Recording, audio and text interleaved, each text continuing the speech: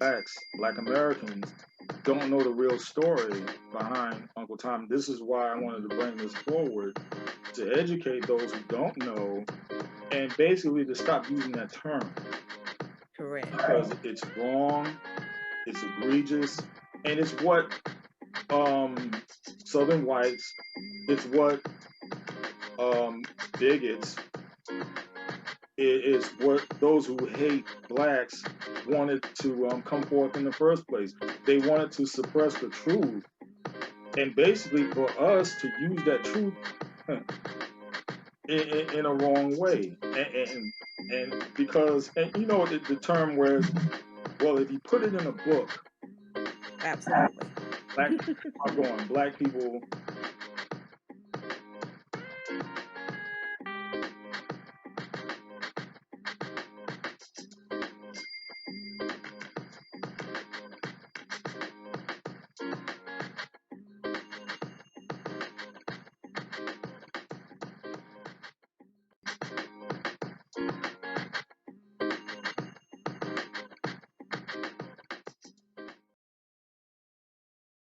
Before we start, I wanted to give glory to the Lord and declare his praise. Psalms 34:3 says, O magnify the Lord with me, and let us exalt his name together. Matthew 6:33 says, But seek ye first the kingdom of God and his righteousness, and all these things shall be added unto you. And also, do not conform to the pattern of this world, but be transformed by the renewing of your mind. Then you will be able to test and approve what God's will is, his good, pleasing, and perfect will. Romans 12:2. Now here's today's message. All right, today's message is sellout blacks should be called Sambos instead of Uncle Toms. Now I'll give you a little story here.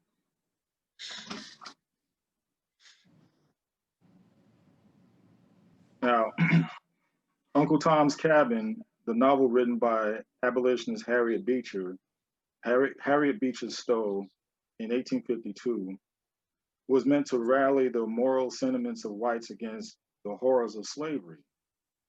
And it succeeded, but the character of Uncle Tom has become synonymous with servility and self hatred. Uncle Tom was based on a real slave in Maryland named Josiah Henson. Oh, by the way, I want to let you know for the viewers that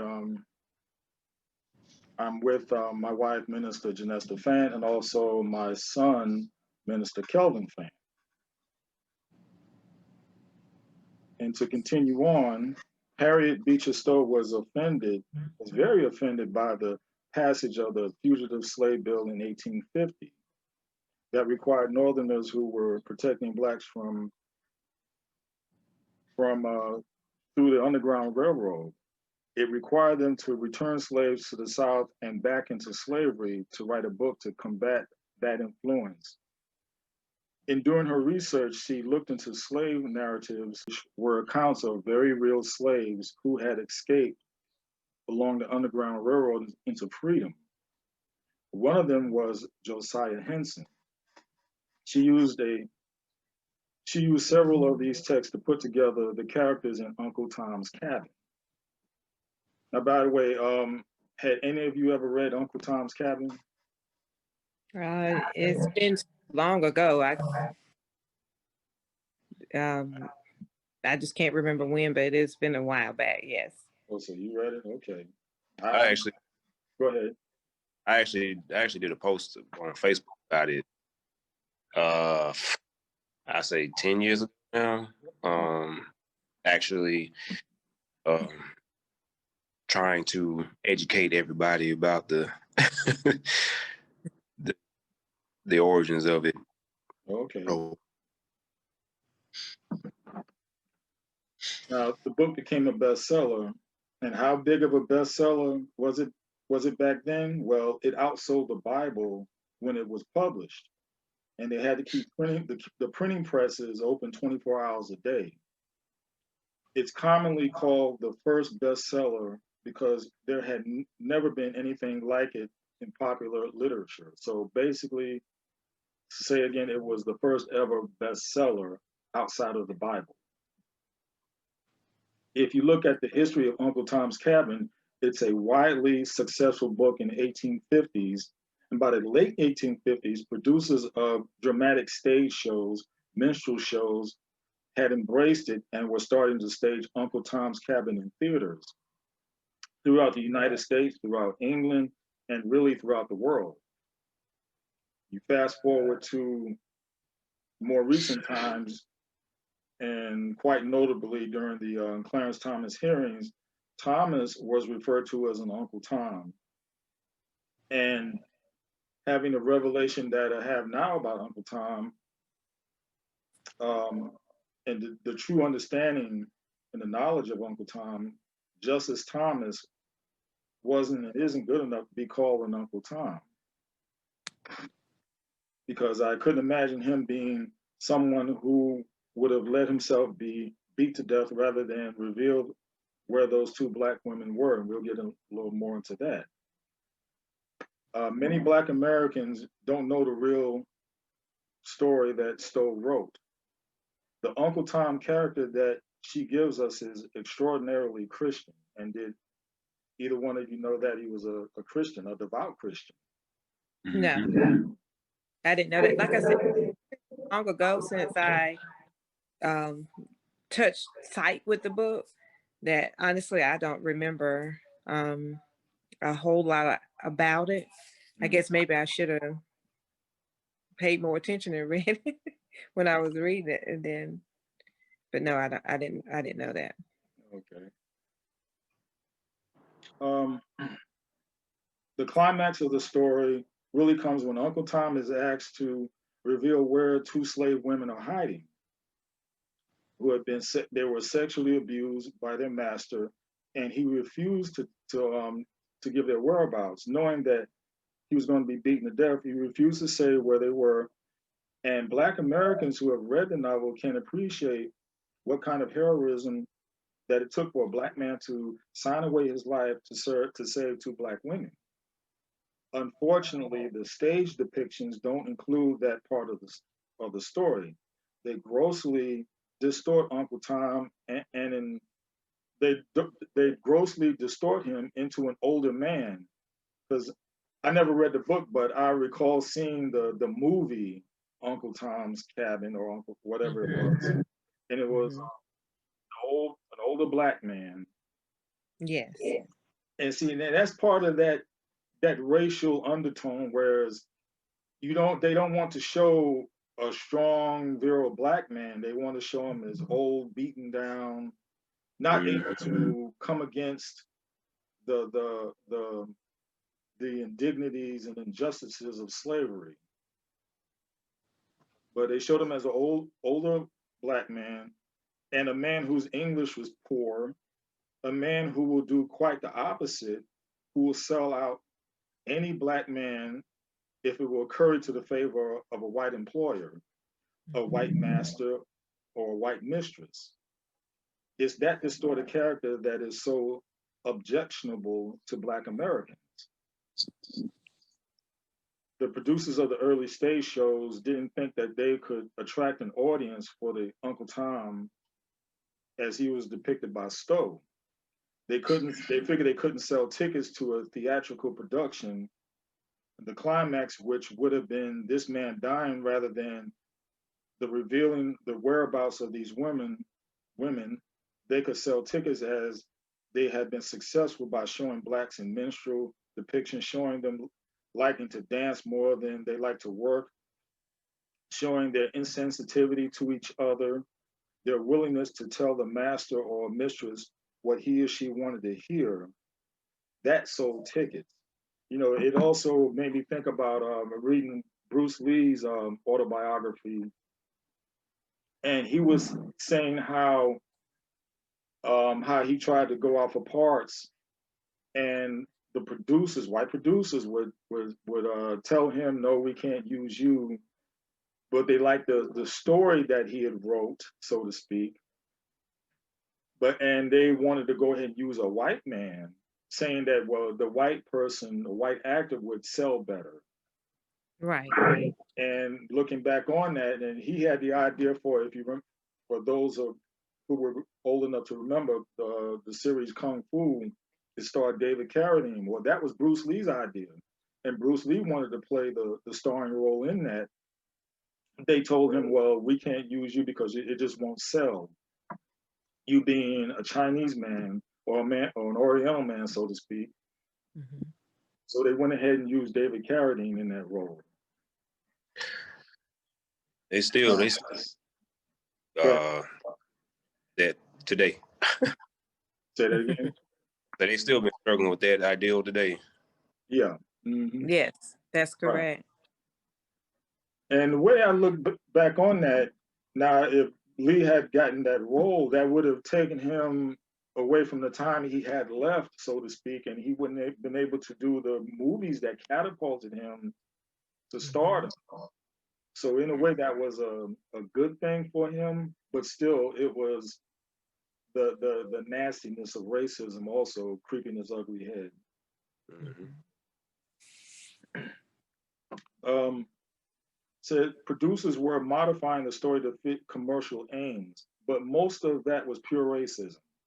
They just didn't want to accept the fact that Black Americans could be heroic figures. They didn't want to accept the brutality of slavery.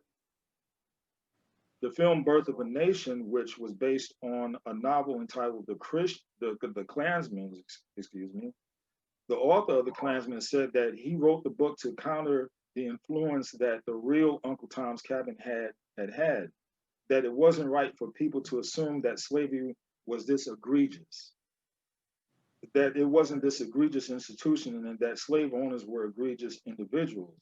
So pretty much he wanted to make slave owners and racists, so to speak, seem like, good clandestine peoples. Right. And he also wanted to show how inferior Blacks were and how superior white Southern planters were. And they pretty much succeeded in that. Yes, they did. So that's the thing, whereas it's been a wrong and injustice to the name Uncle Tom or Josiah Henson, so to speak. He was wrongly depicted. And to this day, people will use the term Uncle Tom and using it in a derogatory way. Yes, because I can remember coming up as a child and it was being used. And so, as a child, you learn to pick up things that you hear your parents say or you hear others say, and then you carry it on and until you actually know better. And Right. then when you begin to know better, then that's when those things change. And so, but yeah, it's something that was instilled in me even as a child coming up, and didn't know any different, but I would say it because it's what I heard. Right. Right. Yeah. You have anything to add to that, Kelvin? Oh no, I don't. Summed it up right there. Right. But it's a shame that that term is used the way it is now. It's a shame that a lot of I say many Black Americans, don't know the real story behind Uncle Tom. This is why I wanted to bring this forward, to educate those who don't know and basically to stop using that term. Correct. Because it's wrong, it's egregious, and it's what Southern whites, it's what bigots, it's what those who hate Blacks wanted to come forth in the first place. They wanted to suppress the truth, and basically for us to use that truth in a wrong way, and because the term whereas, well, if you put it in a book, Absolutely. Black people won't know about it. Well, this is Right. put in a book, and what did the racists do? They took it And they didn't use it in a book, they used it in movies, they used it in theaters, and the whole thing got distorted. Yes. It got distorted. Instead of using Josiah Henson in a hero's role, he got put into a role of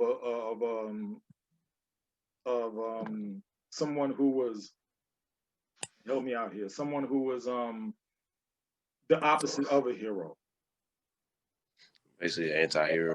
Right. And it's being pushed forward by the very people that should be upholding him. Made him an antagonist. Say that again. Made him an antagonist instead of a protagonist. Right. You know, Now, and what they did, what they did with adapting the book to the screen, you know, it's something they would have been killed for today, like making so many changes to the source material. You know, you kill for that, and you know, in social media today, you know, had it been around back then, I'm pretty sure it would have been, you know, because people actually would have taken the time to actually read the doggone thing. But you know, like I said, it just, you know, it's crazy. You sit there and you tell somebody, hey, you know, this is way things were. This is the truth of the story. Mm. But they just sit there and look at you like, oh, I don't care. Like, really? Really, yeah. And unfortunately, that's just the way, you know, especially the younger generation is the way they think now. Uh, like in our generation and after and my mother, father's generation and grandparents' generation, that's just something that, you know, they took more into consideration and thought. But the generations that are coming up now, you're right, Kelvin, that it's like they say, oh, I don't care. It's like whatever. But it's important that, you know, that they learn history and that they know truth, so they won't be deceived into thinking that they're lesser than, Right. because that's what's always been put into us, that we're lesser than, but we're not. Right. You know, and I know a lot of people, and just, you know, another thing too, like just suppression of history. You know, I know a lot of people don't know that the author of the Three Musketeers was black. Right. Right. Mm. You Right. know, so Mm-hmm. it's just crazy. And to move Yes. along here, now what should be noted is, now you remember the Samuel L. Jackson's character in Django, right? Oh, Right. right. People were Yeah. calling him an Uncle Tom, but like I said, Yes. to clarify, we now know what the real Uncle Tom was. Now, what he Mm-hmm. should have been called was a Sambo. Sambo. There you go. Now, the term Sambo is someone who is white on the inside and black on the outside, like like the character in Django, Right. Mm. and sells out his race by placing his personal gains with whites ahead of the rights and gains of his people. The real villain was another black slave named, well, the real villain, his name is Sambo, and Sambo was childlike and musical and totally committed to the white master and used every opportunity to undermine the other slaves. Sambo, in many aspects, was like today's black conservatives. And I have to, you know, have seen a light on that. They were like today's black conservative church leaders, music and sports entertainment figures. The Sambo character personified a very successful social control created by conservatives. Blacks will rise when we learn who helps and who hurts the race. Sambo was the black slave character in numerous novels and movies who were, like I had mentioned, who was willing to pick up a weapon and defend his master against the approaching Union army or hide the master's silver from northern carpetbaggers. What is the difference between the fictional Sambo characters and today's real life blacks who join the conservative movement to argue against affirmative action? Black reparations and set asides, they declare that the world is now colorblind and are opposed to any policies requiring whites to share the socio-economic burden that centuries of slavery and second-class citizenship have imposed on blacks. And I'll stop right there on that. Now, the thing is, colorblind, that's the key word there. Colorblind, or two words.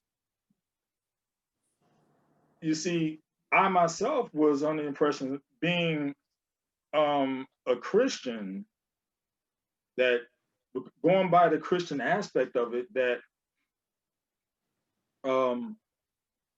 it puts everybody in a colorblind situation, but it doesn't. Now, that would be the perfect world, so to speak. All Christians, white and black, coexisting with one another and being colorblind, so to speak. But truthfully, that's not the world we live in. Amen. That is a falsehood for right now. That's something that we all would like to have. True colorblindness and true from the heart, putting aside these racist situations. And I've come to find out that a lot of so-called conservatives, being white especially, they want to strive for these so-called situations, but internally, deep down, there's still those roadblocks, those stumbling blocks that they have to get past. And today, this past year, with all the protesting, so to speak, a lot of situations were brought up that they wanted to turn a blind eye to. And I come to find out that they're living in this bubble, that they haven't been confronted by racism because of the color of their skin. Mm-hmm. They've been treated a different way when confronted by police, right, because of the color of their skin. And even with Black conservatives who have turned a blind eye, so to speak, they tend to live in a bubble also. Absolutely. And that bubble is they want everyone to be on the same level in being treated. And again, that's just not so. Not so. It's fine. And at a point, I was, thinking along those terms, but every time something comes up when it comes to racism, I was always reminded, no, everything is not on the same level. Your thoughts?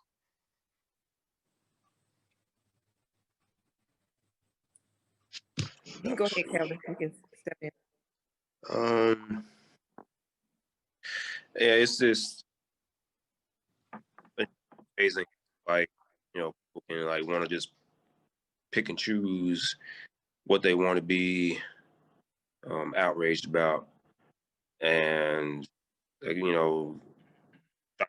what kind of hill they're gonna die on, and just be like, really, you chose that hill to die on, and I just be like, everything is, everything, isn't, like you said, black and white. There's a lot of gray, certain situations. Yeah, it'd be great if, everything in this world was colorblind, but it's not, and we're not. So, and for anybody to try to dismiss it as such is doing nothing, setting people up for failure and setting themselves up for failure as well. It just creates this cycle of despair, really. Yes. Because when you look at children when they're coming up, they don't see color. All they see is each other. Mm-hmm. And so when they're confronted with certain things, and they have questions that they want to ask pertaining to this matter, then their parents, some parents, they just try to sweep it under the rug instead of having them to face the issues that are at hand. And a lot of times they say stuff because it makes them feel good, but it doesn't change the truth. Right. So, like you said, everything is just not black and white, but we must begin to start to be honest. People need to be honest about it, and knowing that things are not what they seem to be. And we've seen that in 2020. We've seen it, and racism is one of those things that has not gone anywhere. And it probably will never go anywhere until the day that Christ comes back. But we have to admit that it's still there. It just comes in different forms. Right. Oh yeah. Oh, Right. definitely. Different forms. So, But it's go ahead. but it's something that has never died. Right. So to sum all this up, what are Black conservatives conserving? When Black America is burdened by poverty, crime, unemployment, homelessness, and other social situations, Blacks must seek out self-employment and self-determination. The opposite of self-independent economic growth is the Sambo route of looking to access white power holders for a share of their power. Unity and group power is the best ingredient for Black progress. In the end, we may pray that the Black conservatives will see the light of the self-destruction they are creating instead of self-empowerment. Even Sambo and Quimbo, the character Quimbo in Uncle Tom's Cabin, eventually saw the evil of their ways. Will Clarence Thomas and other Sambos like him see the light? Enough said. And that'll end today's message. And I thank y'all for being on with me. Thank you. Well, All right. all right.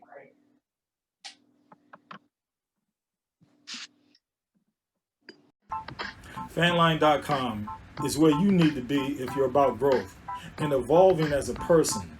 And Fantline.com is about truth. Oh no, not my truth, God's truth. And if you're not about God's truth, then this isn't the website for you. If you're into gossip, then this isn't the website for you. And if you're not into learning and growing as a person, then again, this isn't the website for you. So come on, have some knowledge dropped on you. Or are you scared of what you may find out? So go to Fantline.com, or if you're into a listening mode, go to my podcast at anchor.fm/Marvin-Fant for Fantline 100. Either way, you'll learn something, and every so often I'll give away cash prizes, but you'll have to check out Fantline.com. Enough said.